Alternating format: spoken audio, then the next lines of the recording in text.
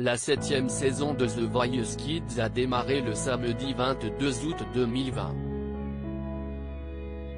Au terme du 8e prime, la compétition s'est arrêtée avec la présence d'un super coach, Julien Doré. Pour rappel, testée positive au Covid-19, Jennifer n'a pas pu être présente sur le plateau. Rebecca, gagnante de la saison 7 ce samedi 10 octobre 2020, en présence de Julien Doré en tant que super coach, les talents étaient 8 à prétendre au titre final. Patrick Fiori a été représenté par Rebecca et Emma, Kenji Girac par Naomi et Adela, Jennifer, présente par visioconférence, par Sarah et Lisandro, et soprano par Anya Enzo. Cette 7e saison de la version enfant du télécrochet The Voice a été remportée par la jeune Rebecca à 46,2% des suffrages. Suit Adela, 25,3%, Naomi, 20%, et Emma, 8,5%, un final en hausse côté audience. Cette ultime prime de la 7e saison de The Voice Kids a fédéré 3,96 millions de mélomanes, représentant ainsi 22,1% de part de marché entre 21h12 et 23h45. La chaîne privée est deuxième du prime, derrière le retour en inédit de Commissaire Magellan sur France 3.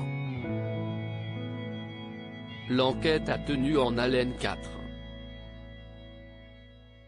4,01 millions de Français, soit 19,5% du public. La une domine très largement au niveau des cibles avec 47% des 4/10e dents, 30% des 15-24e dents, 28% des femmes de moins de 50 ans et 25,5% des 25-49e dents. Pour rappel, le final de la 6e saison, programmé le vendredi 25 octobre 2019, avait convaincu 3,72 millions de fidèles, soit 20,3% de part de marché.